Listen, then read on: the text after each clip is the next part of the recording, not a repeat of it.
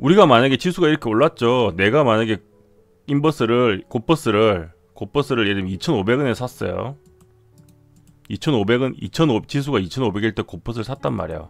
샀다고 치면 주가가 이렇게 올라갔다 내려올 거 아니에요. 이게 2,500이면 이렇게 올라갔다가 주가가 언젠가 만약에 우연히 운이 좋아서 지금 2,600인 한 2,700 찍다 찍고 다시 2,500으로 내려왔어.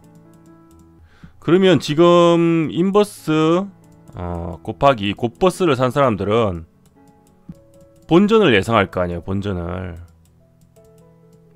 예상할 거 아니에요. 만약에 다시 내가 2,500일 때 샀던 가격으로 이렇게 돌아오면 본전인 줄 알 거 아니야. 근데 실제로 본전이 아니에요. 인버스 200 곧버스를 사놓으면. 근데 그냥 인버스를 사면 그래도 본전일 가능성이 높죠. 인버스에 워낙 사람들이 많이 몰리다 보니까, 특히 곧버스에 많이 몰리다 보니까, 지금 제가 곧버스는 확인을 못 해봤는데 좀 이따 확인해 볼게요. 이게 아마 계리율이 어느 정도 있을 가능성이 높고, 계리율이라는 거는 그 실제로 계산된 가치보다 더 높게 반영이 되는 경우예요. 그런 걸 계리율이라고 하는데, 인버스 그냥 한 배는 보통 인기가 조금 없어서 계리율이 별로 없습니다. 일단 그런 문제도 있고, 또 한 가지는 이 종목을 만들 때 특징이 있어요. 곱하기라는 게 보기는 좋아 보이는데 레버리지도 마찬가지고요. 오일 때도 마찬가지였고 지금 인버스도 마찬가지인데, 곱하기 이 종목은 사실 우리가 소위 말하는 추세 단타라고 하죠. 추세 단타에만 하는 거예요. 그게 무슨 말이냐면, 내가 올라가기로 베팅했으면 지금 계속 지속적으로 오르고 있을 때, 오르는 게 확실할 때, 이 추세를 갈 때만 내가 뭐 위로 2배짜리를 산다든지 아니면 당일만 매매한다든지, 내리가고 있을 때 또 2배를 꺾어서 레버리지를 써서 그 추세를 먹는 단타에만 이용하는 거라고요. 왜 이렇게 이용해야 되냐면, 이 2배라는 게 함정인데, 인버스를 예를 들어 볼게요. 내가 여기서 주가가 이만큼 만약에 올랐다고 쳐요. 그러면 내 인버스는 2배가 빠지겠죠.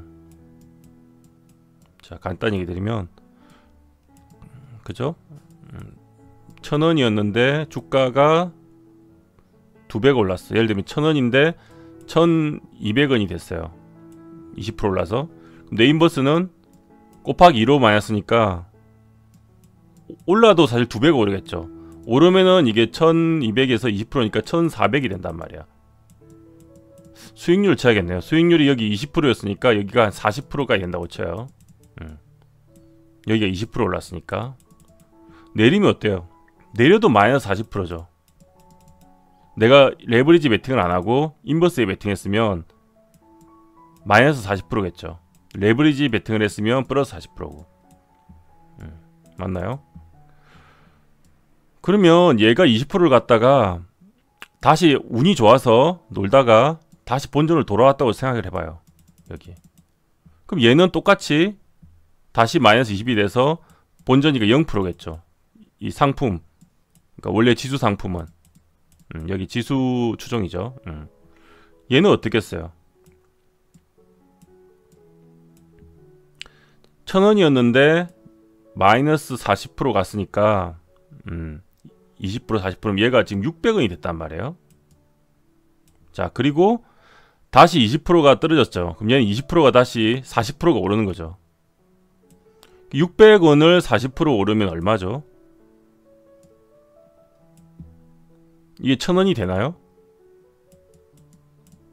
40% 오르면? 플러스 40이 되면 1,000원이 되나요? 600엔 40이? 한번 생각해 보세요. 기껏해야 뭐 800 몇십 원? 이 정도밖에 안 될 거예요.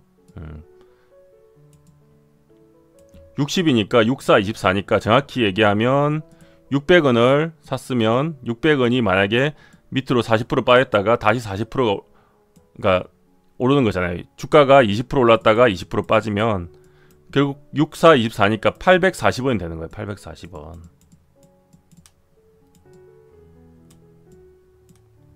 그럼 마이너스 16%잖아. 마이너스 16%.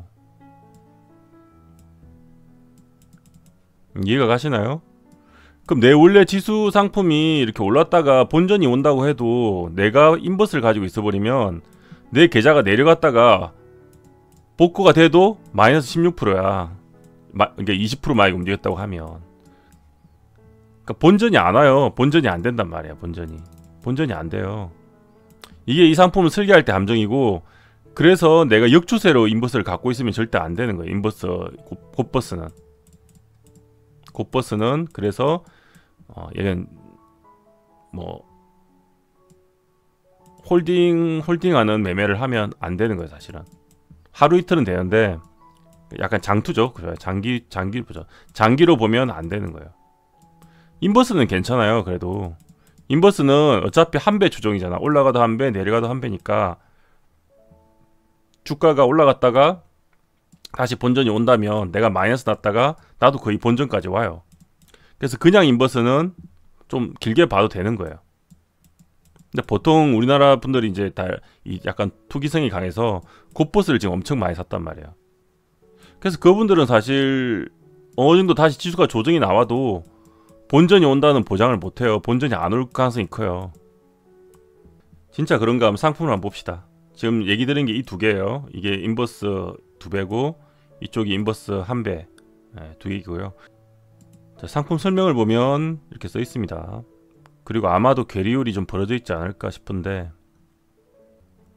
이게 여기서는 괴리율이 안 나오는데 괴리율은 그 네이버 가면 나옵니다. 여기 지금 괴리율이 없네요. 얼뜻 보니까. 근데 일단 설명을 보면 그렇게 돼 있어요. 2배수로 움직인다는 게 이게 함정인데, 올라가도 2배수, 내려가도 2배수. 그게 말은 좋아 보이지만 내가 거꾸로 먼저 맞고 그 다음 복구가 되면 돈을 다 날라간다는 얘기예요. 추종하는 자산은 똑같이 코스피 200이고요. 그리고 2배수로 추적하기 때문에 조심해야 된다. 얘는 그냥 1배겠죠. 똑같은 추종 자산은 똑같고 1배로 추종하고 있습니다. 두 번째 문제가 괴리율인데, 얘 같은 경우는 아마도 괴리율이 그렇게 높지 않을 거예요. ETF 분석, 여기 ETF 분석이라는 차트를 가시면 됩니다. 여기 있죠, 괴리율. 11월 27일 기준으로 괴리율이 0.07, 거의 없죠. 괴리율이 1%도 차이가 안 나요. 0.07이니까 0.1%도 차이가 안 납니다. 이 NAV라는 게 실제로 계산해가지고 이제 계산된 가치인데, 순자산 가치인데, 이걸 이제 사람들이 너무 몰리면 이걸 왜곡시키는 경우가 생겨요. 예전에 오일 레버리지처럼 더 가격이 낮아야 되는데 사람들이 너무 인기가 있다 보면 안 떨어지고 괴리율이 그때 엄청 났거든요. 막 몇십 프로 차이 났단 말이에요. 이제 괴리율이 거의 없죠. 2배 인버스를 한번 봅시다.